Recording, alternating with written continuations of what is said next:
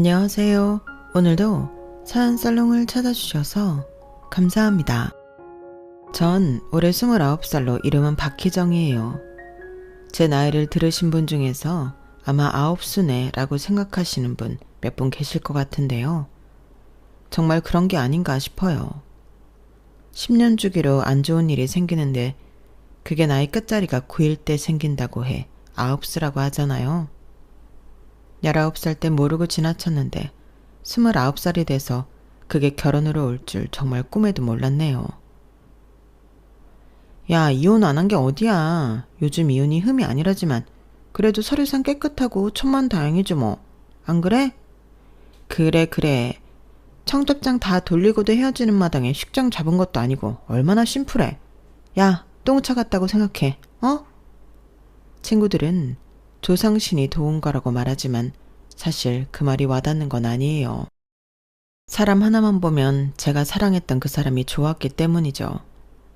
하지만 엄마를 대신할 만큼은 아니었기에 힘들어도 헤어졌고 이제 3개월쯤 지나니 전보다 조금 편하게 말할 수 있을 것 같아서 이렇게 사연을 보내요.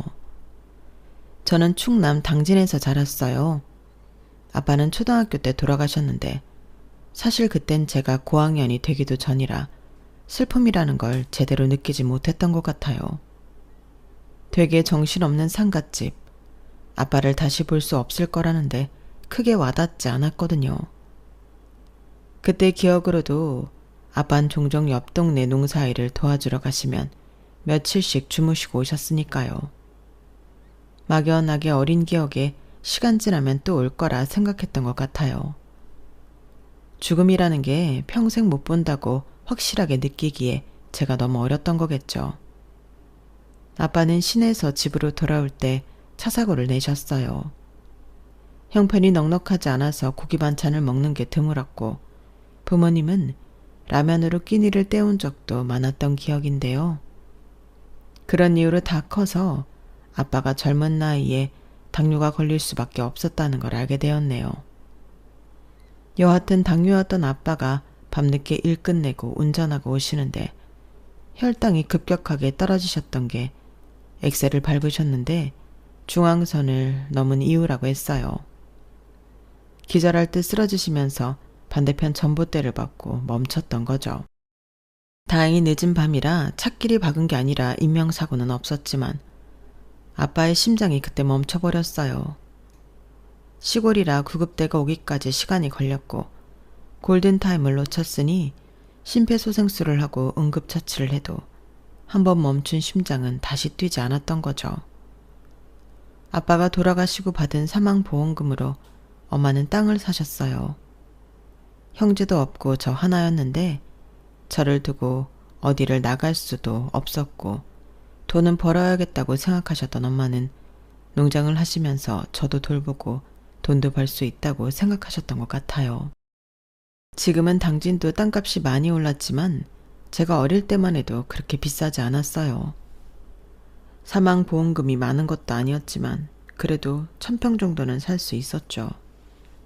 1000평이란 게 사실 농장이라고 하면 큰 건 아니지만 엄마에게는 새로운 시작이었어요. 농업기술센터에서 여성 농업인 교육 프로그램을 운영했는데 거기서 들은 이야기는 희망적이었어요. 당시 국내에서는 주로 미국산 냉동 블루베리만 유통되고 있었고 생과는 정말 구하기 어려웠거든요. TV에서 눈에 좋다 항산화 효과가 뛰어나다는 내용이 방송되면서 건강에 관심이 많은 소비자들 사이에서 입소문이 퍼져나가고 있었고 특히 아이들 교육에 관심이 많은 부모들 사이에서 두뇌 발달에 좋다는 소문 때문에 비싸도 국산 생과를 찾는 사람들이 늘어나고 있다는 얘기였어요.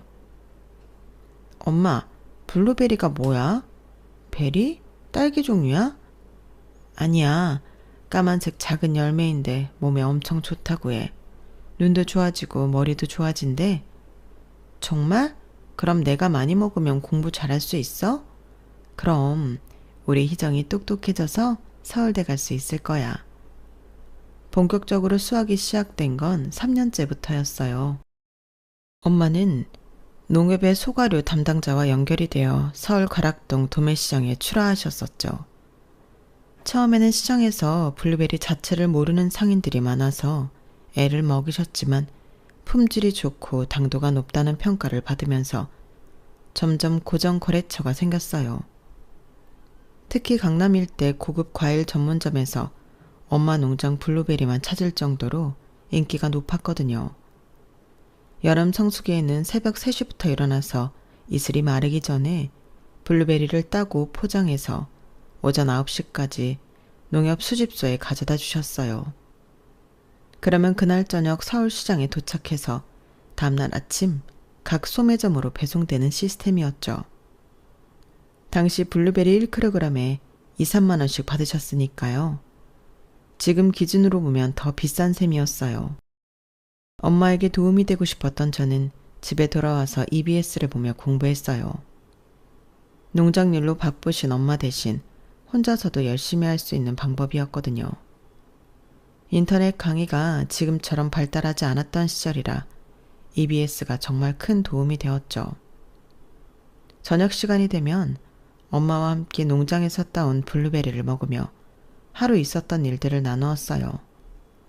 엄마는 항상 제 이야기를 끝까지 들어주셨고 힘든 농장일에도 불구하고 저에게는 늘 밝은 모습을 보여주셨어요.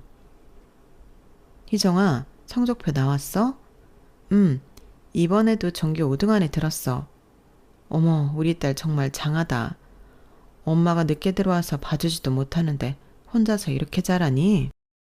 평소 성실하시고 검소하셨던 엄마 덕분에 대학 등록금까지 농사로 해결해 주셨어요. 블루베리 농장이 안정적인 수익을 내면서 저축도 차곡차곡 하셨거든요. 서울 상위권 대학에 무난히 입학했을 때 엄마가 얼마나 기뻐하셨는지 지금도 생생해요. 그렇게 대학교에 올라가 서울에 처음 갔을 때 신세계가 열린 느낌이었어요. 지하철이라는 건 타본 적도 없고 밤에도 휘황찬란한 서울이었으니까요. 시골은 아시겠지만 해지면 어두워지는 곳이에요. 요즘은 시골 우리 동네에도 편의점이 들어와서 좀 걸으면 그래도 밤에 간식이라도 사 먹을 수 있지만 제가 어릴 땐 그마저도 없었거든요. 당진에서도 번화가가 있는데 그래봤자 1, 2층 건물이 쭉 이어져 상권을 이루는 곳이었어요. 여기도 9시면 다 문을 닫았는데 서울은 밤새 먹고 마시고 놀 수 있는 곳이니 젊은 패기에 얼마나 좋았겠어요. 처음 서울에 올라왔을 때 모든 게 신기했어요. 지하철 환승하는 것도 헷갈리고 강남역 같은 곳은 사람이 너무 많아서 압도당했죠. 하지만 적응하고 나니까 서울 생활이 너무 재미있었어요. 특히 한강에 가는 걸 좋아했고 자전거를 타며 운동도 했어요. 보통 자전거는 그룹으로 타는데 저는 제가 타고 싶은 시간에 타고 싶었어요. 농장에서 자란 탓인지 혼자 있는 시간이 편했거든요. 그런데 그때 만나게 된 남자친구도 저와 똑같았어요.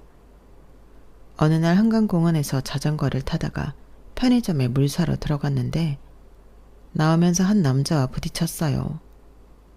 둘 다 급하게 나오다 보니 어깨가 살짝 부딪힌 거였죠. 서로 미안하다고 말한 뒤 편의점 앞 의자에서 간식을 먹게 됐는데 그때 그가 물어봤어요. 혼자 타시나 봐요. 그 말로 대화가 이어지면서 자연스럽게 인연이 됐어요. 한때 붐이 일어날 정도로 여럿이 타는 사람들 속에서 혼자 타는 사람이라 더 눈길이 갔던 것 같아요. 저도 모르게 혹시 다음에 또 만날 수 있을까 싶은 생각에 비슷한 시간대에 자전거를 탔는데 그 남자도 저와 같은 마음이었던 거예요. 며칠 후 또 같은 편의점에서 마주쳤거든요. 알고 보니 그는 저보다 2살 많았고 서울 시내 대학병원에서 행정직으로 일하는 사람이었어요. 대학병원 행정직이라고 하니까 처음엔 단순한 사무직인 줄 알았는데 친구들 말을 들어보니 생각보다 꽤 탄탄한 직업이더라고요. 너 남친 대학병원 행정직이라고? 그거 공무원급이야.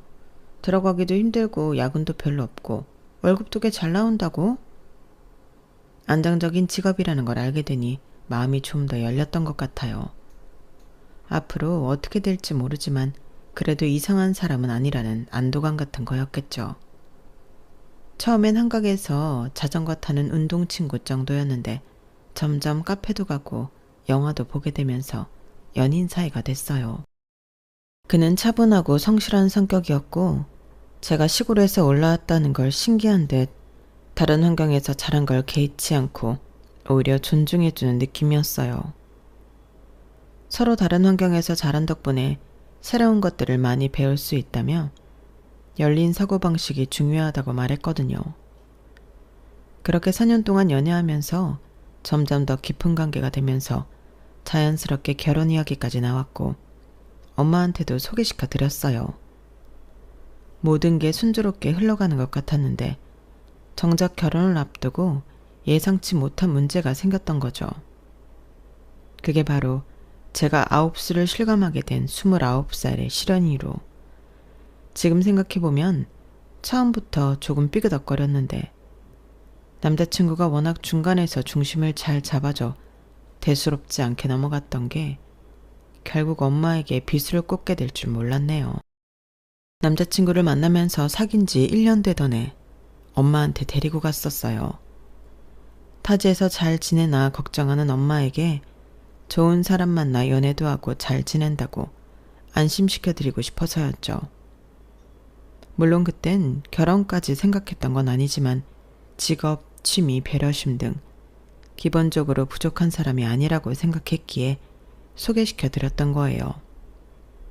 서울에서 당진까지 가는 버스 안에서 남자친구가 물어봤어요. 어머니 뭐 좋아하셔? 스타일이나 뭐 그런 거 있을 거 아니야. 그냥 자연스럽게 해. 우리 엄마 까다로운 분 아니야.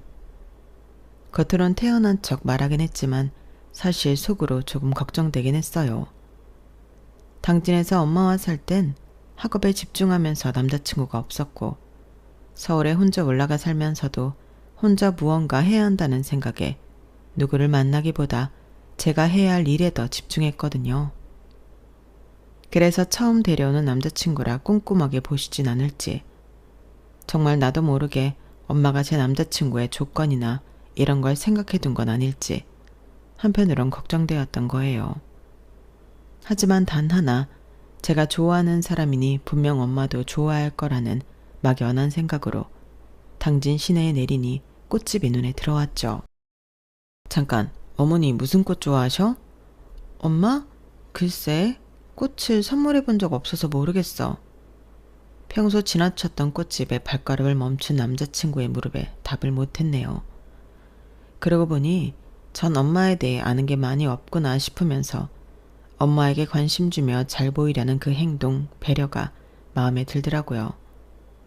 처음 만나는 여자친구 엄마에게 빈손으로 가는 게 아니라고 생각하고 행동이 옮기는 사람이라면 가정교육도 잘 받고 잘 컸다는 생각을 했던 거예요.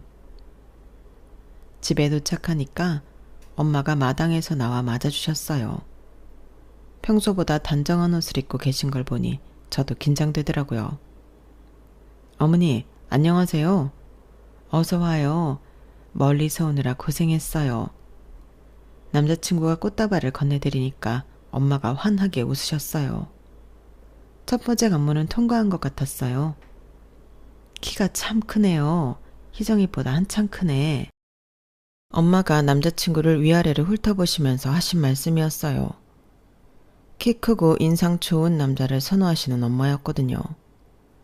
다행히 남자친구가 178cm 정도로 제법 큰 편이었어요.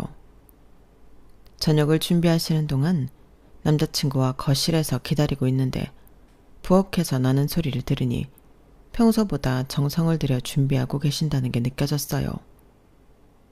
나가서 먹을 걸 그랬다 싶으면서 갑자기 괜히 미안하기도 하고 고마운 마음이 들었죠. 어머니, 요리하시는 거 좋아하시나 봐요? 내 가족들이 잘 먹는 거 보는 것만큼 큰 행복은 없으니까. 그런 제 마음을 읽었는지 음식이 어느 정도 완성되어 가자 남자친구가 먼저 주방을 기웃거리며 엄마에게 친숙하게 말을 걸더라고요. 그 모습이 참 따뜻하게 느껴지면서 자연스럽게 식사가 시작되었고 엄마가 남자친구에게 이런저런 질문을 하셨어요. 어디서 살고 뭐 하고 가족은 어떻게 되고 기본적인 것들이었지만 남자친구가 차분하게 대답하는 모습이 괜찮아 보였어요. 병원에서 일하시는군요. 네, 행정 쪽이에요. 그럼 안정적이겠네요. 짧은 대화였지만 엄마 표정을 보니 나쁘지 않은 것 같았어요. 엄마는 원래 말을 많이 하는 분이 아니라서 처음 만나는 사람한테는 더욱 말수가 적으셨거든요. 그런데 남자친구도 비슷한 타입이어서 서로 어색해하지 않는 게 다행이었어요. 다음날 엄마가 농장 구경시켜주겠다고 하시더라고요. 블루베리 나무들이 줄지어 심어져 있는 모습을 보고 남자친구가 신기해했어요. 사실 저도 어릴 때는 별 생각 없이 봤는데 서울 생활을 하고 나니까 우리 농장이 생각처럼 꼭 작은 건 아닌 것 같았죠. 여름에 열매 딸 때 오세요. 일손도 필요하니까. 엄마가 남자친구에게 하신 말씀이었어요. 처음 만난 사람한테 이런 말씀을 하시는 걸 보니 마음에 들어 하시는 것 같더라고요. 평소 엄마는 일에 다른 사람 손을 빌리는 걸 별로 좋아하지 않으셨거든요. 정말요? 그럼 꼭 와서 도와드릴게요. 남자친구가 진심으로 대답하는 것 같았어요. 그냥 인사치레가 아니라 정말 올 것 같다는 느낌이었거든요. 그해 여름 남자친구가 정말로 당진에 왔어요. 휴가를 내고 일주일 동안 있으면서 농장 일을 도와줬고요. 처음에는 서툴렀지만 금방 요령을 터득하더라고요. 새벽 4시에 일어나서 블루베리 따는 일부터 시작해서 포장하고 농협에 가져다 주는 일까지 함께 했어요. 생각보다 힘들다. 그러게 우리 엄마 대단하지?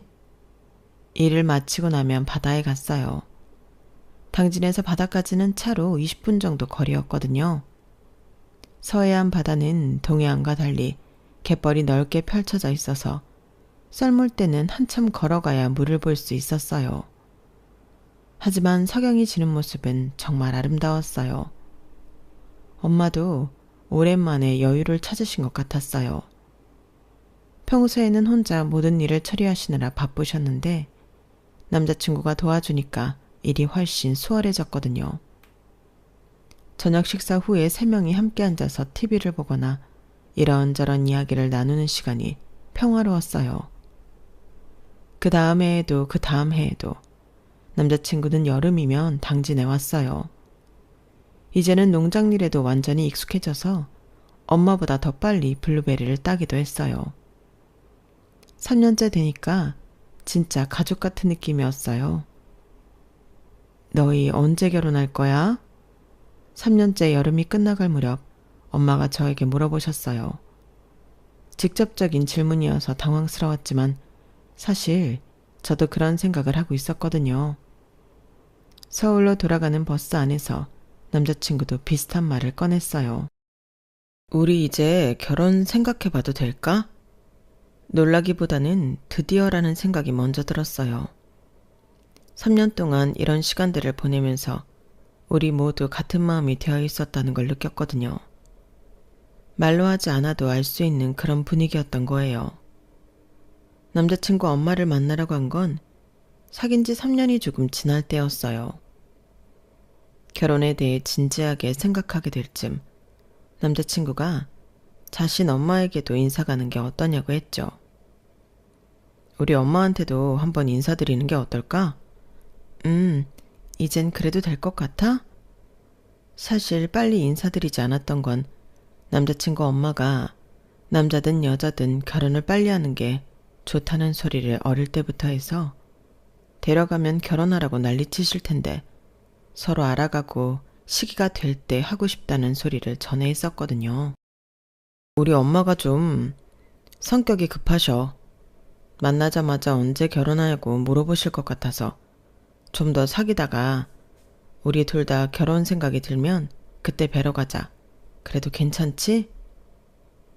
진지하게 만남을 시작할 때 남자친구가 먼저 말해줬고 그래서 지금까지는 저희 엄마 쪽하고만 왕래했는데 3년이 지나니 남자친구가 슬슬 결혼에 대해 확고한 생각을 가지면서 본인 엄마에게도 인사를 가자고 한 거였어요.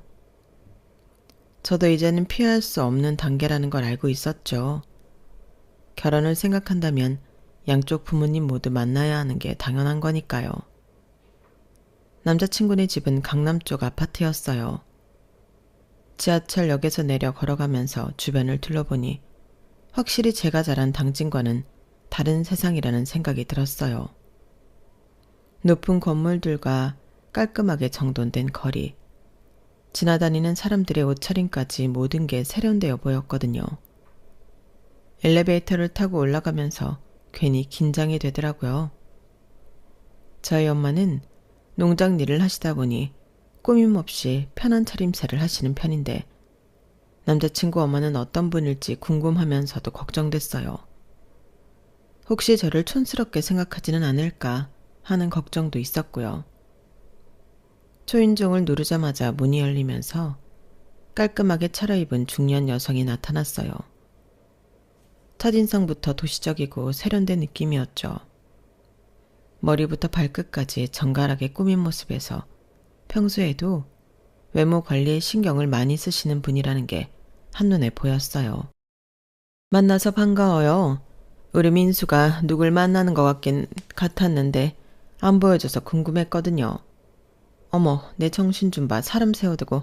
어서 와요. 들어와서 이야기해요. 안녕하세요. 박희정입니다. 처음 만나는 순간부터 엄청 반겨주셨어요. 웃는 얼굴로 저를 맞아주시는 모습에서 일단 안도감이 들었죠. 거실로 안내해 주시면서 이런저런 질문을 하셨는데 저에 대해 정말 많은 걸 궁금해 하시는 것 같았어요. 거실에 앉아서 주변을 둘러보니 정말 잘 사는 집이라는 게 느껴졌어요. 가구들도 고급스러워 보이고 벽에 걸린 그림들도 제가 보기엔 비싸 보였거든요. 창문으로 보이는 전망도 탁 트여서 시원했고 확실히 제가 자란 환경과는 차원이 다른 곳이었어요. 대학은 어디 나왔어요? 성균관인데요.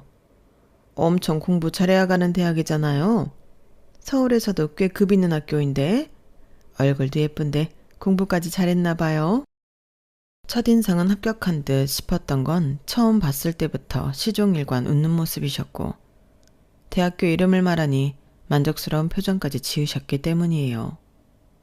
외모에 대해서도 계속 칭찬해 주시고 성격도 얌전해 보인다고 하시면서 정말 칭찬을 아끼지 않으셨어요. 그런데 사람 심리가 참 이상해요. 좋은 소리도 계속 들으면 듣기 싫어진다고.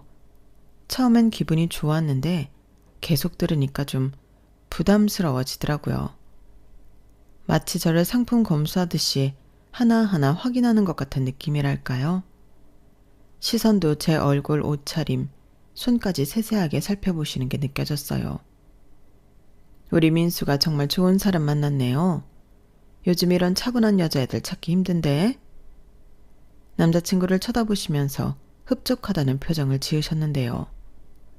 상황이 달라진 건 예상 외의 질문에서였네요. 부모님이 뭐 하시냐는 질문이 나올 때까지는 모든 게 순조로웠는데 그 질문을 듣는 순간 갑자기 긴장이 되는 게 본능적으로 알았던 것 같아요. 이 질문에 따라 분위기가 달라질 수도 있다는 걸 말이에요. 아버지는 제가 어릴 때 돌아가시고 어머니가 당진에서 농장을 하세요. 아, 농장을 하시는군요. 처음엔 별 반응이 없으셨어요. 그냥 그런가 보다 하는 표정이었죠. 그런데 잠깐 생각하시더니 갑자기 관심을 보이시기 시작했어요. 요즘 농장은 옛날 농장 같지 않아서 다 기계로 하고 꽤 크게들 하시던데 어머니 혼자 하시려면 힘드시겠어요? 어머니 혼자 하실 수 있는 정도세요. 물론 그렇다고 안 힘드신 건 아니지만요. 혼자 하실 수 있는 정도라면 규모가 1000평 정도예요. 자연스러운 대화 흐름에 저 역시 자연스럽게 대답했는데 남자친구 어머니는 혼잣말로 1000평? 아, 1000평 이라고 몇 번이나 중얼거리셨죠. 그리고는 표정이 확 바뀌는 게 느껴졌는데 방금까지 환하게 웃고 계시던 얼굴에서 미소가 사라지고 뭔가 당황스러운 듯한 표정을 지으셨죠. 눈빛도 달라졌어요. 따뜻했던 시선이 갑자기 차가워진 것 같았거든요. 천평에서 혼자 일할 정도라면 여러모로 힘드셨겠어요? 목소리 톤이 확연히 달라지면서 처음에 반가운 톤에서 뭔가 재는 듯한, 계산하는 듯한 톤으로 바뀌었고 저를 보는 시선도 아까와는 완전히 달라지더라고요. 아, 농장 규모로 생각하면 작은 편이지만 블루베리를 재배하셔서 생각보다 여러모로 힘드시진 않으셨어요. 제가 최대한 당당하게 말하려고 했지만 목소리가 조금 떨리는 것 같았어요. 분위기가 급격히 바뀌는 게 느껴져서 당황스러웠거든요. 천평에서 힘들지 않다. 그래도 그리 크지 않으니까 뭐 그렇겠죠. 입에는 아예 대놓고 실망한다는 표정을 지으셨어요. 입술을 살짝 삐죽거리면서 뭔가 못마땅하다는 듯이 말씀하시는 거예요. 그 표정을 보는 순간 가슴이 철렁 내려앉았어요. 힘들게 컸겠어요? 이것도 혼잣말 같았는데 저를 동정하는 건지 아니면 그런 환경에서 자란 저를 안 좋게 보는 건지 알 수가 없었어요. 하지만 톤을 들어보니 동정이라기보다는 뭔가 다른 의미인 것 같았죠. 남자친구가 분위기를 바꿔보려고 했어요. 아니 엄마, 내가 가봤는데 힘들게 크지 않았던데 장모님도 정말 좋으시고. 벌써 만나봤어? 장모님? 우리 아들이 이렇게 넉살 좋은지 몰랐네. 그런데 남자친구 엄마가 깜짝 놀란 듯이 쳐다보시더라고요. 마치 뭔가 놓친 게 있다는 듯한 표정이었어요. 당연히 먼저 만나 뵙고 왔지. 여자 쪽 부모님 먼저 인사드려야 하는 거 당연하잖아. 매년 여름마다 농장에 가서 일도 도와드렸는걸. 생각보다 재밌어. 남자친구가 당연하다는 듯이 대답했는데 그 순간 더 큰 문제가 생겼어요. 남자친구 엄마 표정이 완전히 굳어버린 거예요. 아, 매년 여름마다 농장에? 중얼거리시면서 한숨을 깊게 들이쉬셨어요. 그리고 더 이상 아무 말씀도 안 하시더라고요. 표정이 완전히 굳어버린 채로 말이에요. 뭔가 심각하게 생각에 잠기신 것 같았어요. 저는 그 순간 뭔가 크게 잘못됐다는 걸 직감했어요. 처음 저를 보고 좋아하셨던 것과 제 집안 얘기를 들은 후의 반응이 너무 극명하게 달랐거든요. 아까까지 칭찬을 아끼지 않으시던 분이 갑자기 말도 없이 굳어버리시니 당황스러웠어요. 그 침묵이 정말 길게 느껴졌어요. 남자친구도 어머니의 반응을 보고 당황한 것 같았지만 뭐라고 말해야 할지 모르는 듯 했어요. 저도 마찬가지였고요. 그냥 조용히 앉아서 어색한 시간을 보낼 수밖에 없었어요. 남자친구 아버지에 대해서는 유통기에 큰 손으로 듣기만 하고 그날도 바쁘셔서 집에 안 계셨으니 만나 뵙지 못했는데요. 정확한 건 알려주지 않았지만 살림살이나 집 분위기를 보면 꽤 잘 나가는 것 같았어요. 아파트도 강남의 큰 평수였고 인테리어나 가구들도 비싸 보였거든요. 확실히 저희 집과는 경제적으로 수준이 다르다는 게 느껴졌어요. 그날 인사를 마치고 집으로 돌아가는 길에 속으로는 정말 복잡했죠. 처음에 저 개인을 보고 좋아하셨던 게 진심이었는지 아니면 그냥 겉으로만 그러셨던 건지 의문이 들었거든요. 집안 얘기가 나오니까 표정이 180도 달라지는 걸 보면서 결혼이라는 게 정말 개인과 개인의 만남이 아니라 집안과 집안의 만남이라는 걸 새삼 느끼면서 그날 이후 뭔가 꼬이기 시작했다는 걸 그때까진 전혀 눈치채지 못했네요. 그렇게 상견례가 진행되었어요. 서로에 대한 마음이 확고했기에 자연스러운 수순이라고 생각했죠. 하지만 상견례 당일부터 뭔가 이상했어요. 예비시모가 처음 인사할 때부터 시종일관 어두운 표정으로 있더니 식사가 시작되자마자 결국 꺼낸 이야기가 돈에 관한 거였거든요. 분위기가 어색해지는 걸 느꼈지만 어른들 대화니까 가만히 듣고 있었는데 점점 불편해지더라고요. 저는 엄마의 표정을 계속 살피고 있었어요. 평소에 엄마는 표정 관리를 잘 하시는 편이었는데 오늘따라 미묘하게 경계하는 듯한 느낌이 들었거든요. 손은 무릎 위에 가지런히 올려놓고 계셨지만 등은 평소보다 꼿꼿하게 세우고 계셨어요. 요즘 세상이 참 돈 없으면 사람 취급도 못 받는 세상이에요. 어쩌다 세상이 이렇게 각박하게 변해버렸는지. 예비 시모가 한숨을 푹 내쉬며 시작한 말이었어요. 엄마는 그냥 적당히 고개를 끄덕이며 듣고 계셨죠. 그러게 말이에요. 세상이 각박해져서.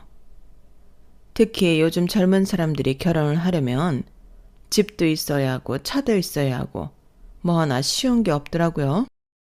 그러자 예비 시부도 세상이 점점 팍팍해진다며 어느 정도 동의하고 있었고 엄마도 그렇다며 말을 거들고 있었는데 예비 시모의 말투는 점점 날카로워지는 것 같았어요. 맞아요. 그런데 문제는 말이에요. 예비 시모가 목소리를 조금 더 높이면서 본격적으로 말을 꺼내기 시작했죠. 저는 가슴이 두근거리기 시작하면서 뭔가 안 좋은 일이 벌어질 것 같은 예감이 들었어요. 돈 없는 부모가 자식에게 짐이 되는 줄도 모르고 있다는 점이죠. 애 하나 낳아도 키우는데 몇 억씩 드는 세상에 능력 없는 부모까지 부양해야 하니 애들이 결혼하려 하겠어요?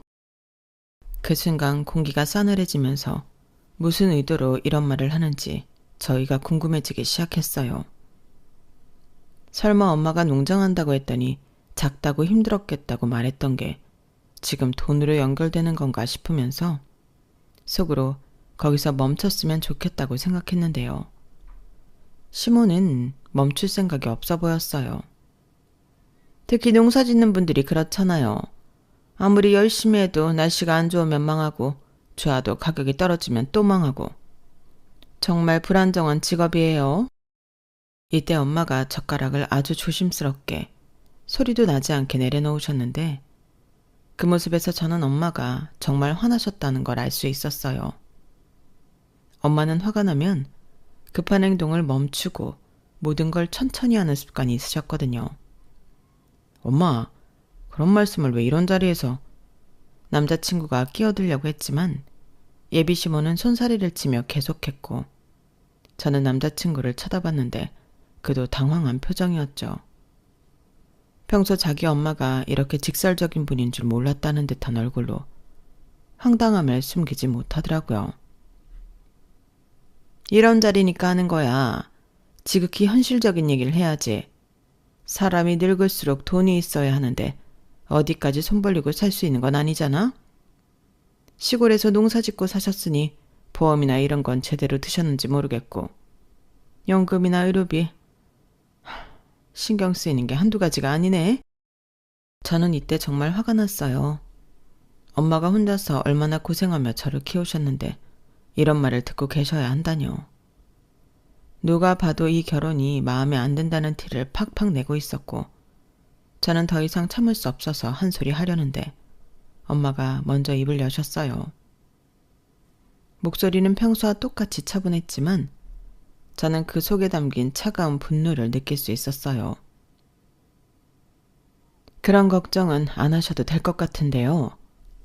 엄마의 말투는 여전히 정중했지만 눈빛은 완전히 달라져 있었어요. 평소 온화하시던 눈이 날카롭게 변해 있었거든요. 아유, 사돈, 말씀이야 그렇게 하시겠지만 현실이 그렇지 않잖아요. 애들한테 이야기 들었어요. 농장하신다고. 고작 1000평으로 뭘 얼마나 벌겠어요? 솔직히 말해서 우리 민수가 결혼하면 책임져야 할 게 뻔한데. 엄마는 그 말을 듣고 가볍게 비웃는 듯한 표정을 지으셨는데 그걸 놓치지 않는 예비 시모는 작정이라도 한 듯 더 따지고 들더라고요. 물론 알아요. 원래 현실 이야기가 제일 듣기 싫고 인정하기 싫은 거. 사실 농장 일이라는 게 몸 아프면 못하는 거잖아요. 그럼 누가 책임져요? 결국 자식들이 책임져야 하는 거 아니에요. 사돈, 돈 없으면 자식한테도 짐이에요. 이건 현실이라고요. 그때까지 가만히 듣고 계시던 엄마의 표정이 완전히 바뀌었어요. 더 이상 참을 수 없다는 듯한 표정이었죠. 엄마가 천천히 숨을 들이마시는 게 보였어요. 마치 화를 가라앉히려고 노력하시는 것 같았어요. 이 결혼 못 시키겠네요. 엄마가 차분하지만 단호한 목소리로 말씀하셨어요. 순간 식탁이 조용해졌고 저는 엄마의 옆모습을 보고 있었는데 정말 당당하고 위험 있어 보였어요. 그러더니 엄마는 가방에서 명함 한 장을 꺼내 테이블 위에 놓으셨어요. 이거 보고 얘기하시죠. 엄마의 목소리에는 어떤 감정도 없었어요. 예비시모가 명함을 집어들더니 콧방귀를 뀌었어요. 결혼 못 시킨다고 큰소리치더니 뭘 보라는 거야? 블루베리땡 대표? 뭘 판다는 거예요? 고작 과일파리로 이렇게 명함까지 만들어서 파혼한다면서 자존심은 있나 봐요? 그 웃음소리가 정말 비열하게 들렸어요. 그런데 옆에서 지켜보던 예비 시부가 갑자기 눈을 크게 뜨면서 명함을 빼앗아갔어요. 잠깐, 블루베리땡? 설마 그 블루베리땡? 명함을 자세히 보던 예비 시부의 얼굴이 순간 새하얘졌어요. 저는 그 모습을 보면서 뭔가 큰일이 벌어질 것 같다는 생각이 들었어요. 아이쿠, 몰라봐서 정말 죄송합니다. 갑자기 일어나서 엄마에게 90도로 인사를 하시는 거예요. 예비 시모는 뭔 일인지 몰라서 어리둥절해 하고 있었고요. 여보, 왜 그래요? 고작 농장 하나 가지고? 고작이라니, 당신 지금 뭔 소리 하는 거야? 예비 시부가 예비 시모에게 윽박지르듯 소리쳤어요. 이분이 바로 그 블루베리땡 대표님이야.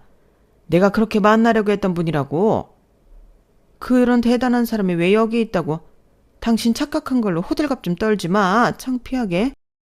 당신이 뭘 알아? 이 블루베리땡이 당진 지역 최고급 과일 납품업체야. 개인 거래는 일절 안 하고 오직 이 농장을 통해서만 납품받을 수 있어. 우리가 백화점 납품 추진하면서 얼마나 만나려고 했는데 벨에 쌓인 대표라고 해서 만날 수가 없었다고. 예비 시부가 흥분해서 설명하는 동안 예비 시모의 얼굴이 점점 파래졌어요. 저는 그 모습을 보면서 엄마를 쳐다봤는데 엄마는 여전히 차분한 표정으로 앉아 계셨어요.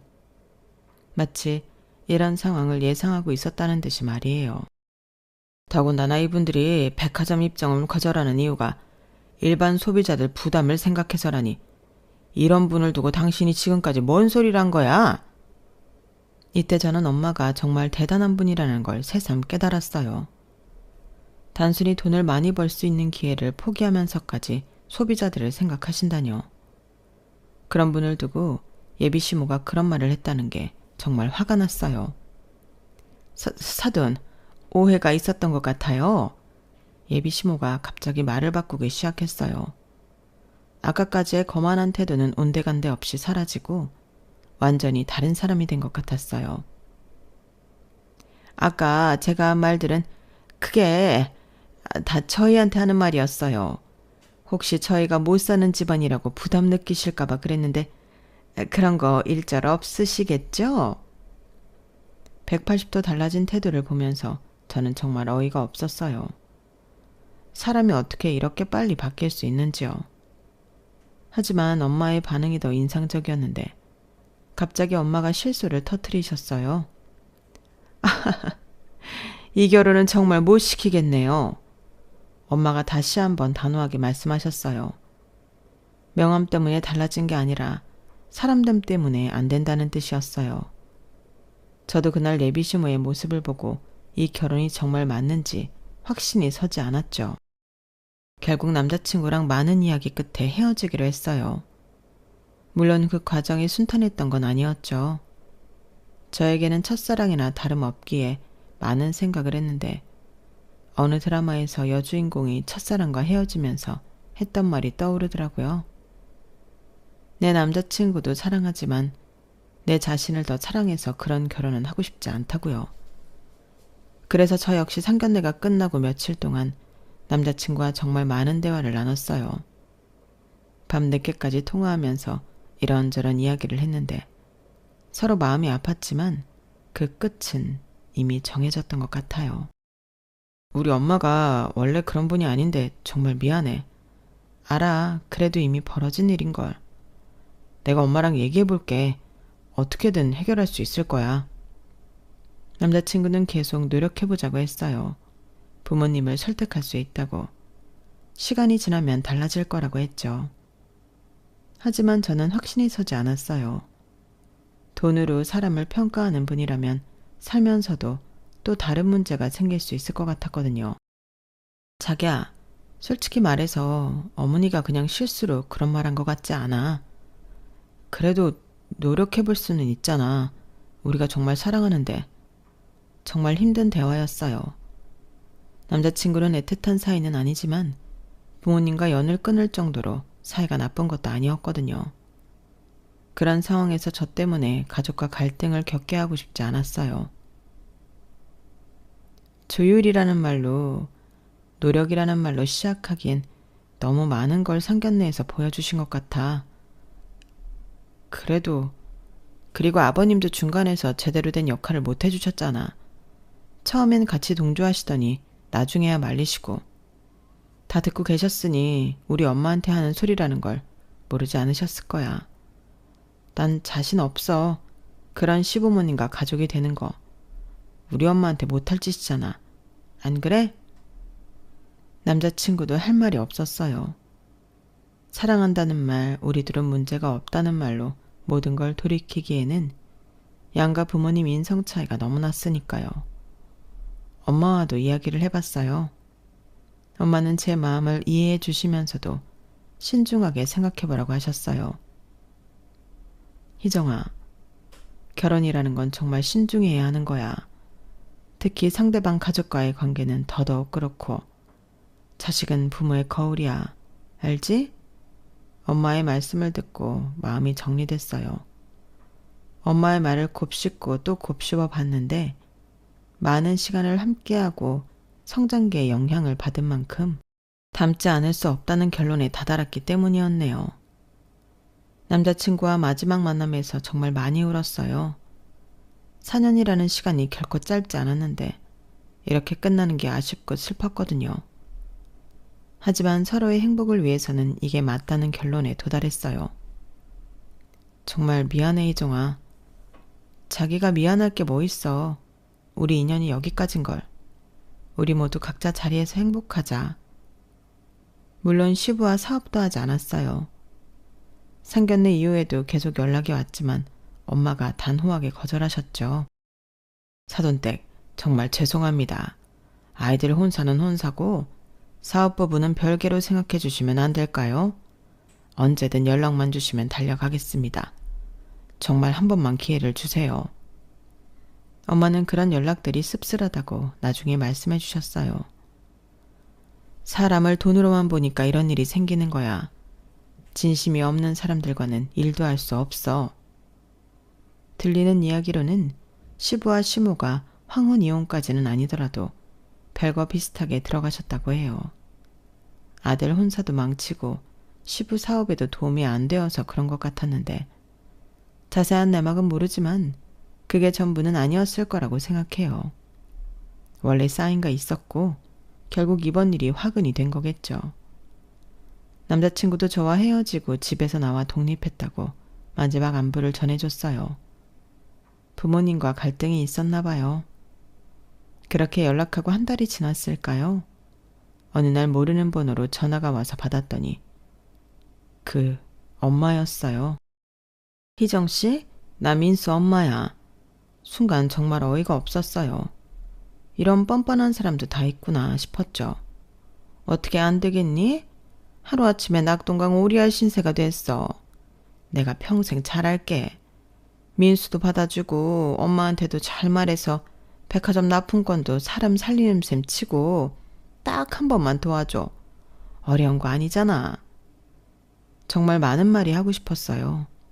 어떻게 이렇게 뻔뻔할 수 있는지, 상견례에서 그렇게 말해놓고 이제 와서 이런 식으로 나올 수 있는지 어이없더라고요. 천평 농장 무시하시더니 그 천평 빌어먹으라고 전화하신 거예요? 무슨 말을 그렇게 해? 내가 뭘 빌어먹는다고? 내가 뭘 얼마나 무시했다고? 그래요, 기억 안 나시겠죠. 그러니 뻔뻔하게 전화하셨겠죠. 됐어요. 다신 전화하지 마세요. 그리고 바로 끊었어요. 왜냐하면 어차피 해도 못 알아먹을 사람이니까요. 대화는 사람과 해야 하는 건데 시모는 사람이 아닌 것 같았어요. 궁지에 몰리니 갑자기 연락하는 모습을 보니 정말 한심했거든요. 그 이후로는 번호를 차단했어요. 더 이상 그런 사람들에게 시간을 낭비하고 싶지 않았거든요. 지금은 일을 잠깐 쉬고 고향에 내려와 농사일을 도우면서 휴식기를 보내고 있어요. 오랜만에 엄마와 함께 보내는 시간이 참 좋더라고요. 서울에서 살면서 놓쳤던 것들을 다시 찾는 기분이에요. 처음 내려왔을 때는 정말 답답했어요. 서울의 빠른 리듬에 익숙해진 몸이 갑자기 시골의 느린 템포에 적응하기 어려웠거든요. 지하철 소리, 사람들의 발걸음 소리, 밤 늦게까지 켜져 있는 네온 사인들이 그리웠어요. 하지만 며칠 지나니까 이 평온함이 오히려 제게 필요했던 것 같다는 생각이 들더라고요. 희정아, 요즘 지역 상품을 더 확장하게 생겼어. 가입하고 싶어하는 농장들이 많아져서 말이야. 그래요? 그래서 생각해봤는데 아예 내려와서 엄마 일 돕는 건 어떨까? 서울에서 배운 것들을 농장 일에 접목시키면 더 좋을 것 같은데. 엄마의 제안에 진지하게 고민하고 있어요. 서울의 한강이 그립긴 하지만 엄마와 함께 보내는 이 시간도 정말 소중하거든요. 새벽에 농장에 나가서 블루베리를 따면서 엄마와 나누는 대화. 저녁에 함께 텔레비전을 보면서 웃는 시간들이 참 평화로워요. 농장 일도 생각보다 재미있어요. 예전에는 그냥 엄마가 하시는 일 정도로만 생각했는데 직접 해보니까 정말 전문 지식과 경험이 필요한 일이더라고요. 블루베리 하나하나 정성스럽게 키우는 과정을 보면서 엄마가 얼마나 대단한 분인지 새삼 깨닫게 됐어요. 요즘은 농장에 견학 오는 사람도 많아졌어요. 근처 학교 아이들이 체험학습으로 오기도 하고 도시에서 농촌 체험을 하러 오는 가족들도 있거든요. 그런 분들께 농장을 안내하면서 설명해 드리는 일도 하고 있는데 뭔가 보람을 느껴요. 그래서 바쁘게 지내고 있는데 엄마는 내심 결혼 정년기에 9세에 걸려서 홍기를 놓치는 건 아닌지 걱정하시는 것 같은데요. 이번 일을 겪으면서 결혼이라는 게 정말 신중해야 하는 일이라는 걸 뼈저리게 느꼈어요. 단순히 나이가 됐다고 주변에서 재촉한다고 서두를 일이 아니더라고요. 진짜 마음이 통하고 서로의 가족까지 존중할 수 있는 사람을 만나야 한다는 걸 깨달았죠. 그런 사람이라면 30 중반이든 40이든 상관없을 것 같아요. 이렇게 바쁘게 지내다가 30 중반쯤 정말 좋은 사람이 생기면 그때 결혼할 수 있지 않을까요? 좋은 경험했다고 9세 별거 아니라고 집신도 짝이 있다는 등 응원 댓글로 저에게 힘주실 거라 믿으며 이만 마무리할게요. 여러분도 모두 행복하세요. 여러분, 사연 댓글에 응원과 현명한 조언 부탁드려요. 좋아요와 구독은 저에게 큰 힘이 됩니다. 오늘도 좋은 일 가득하세요.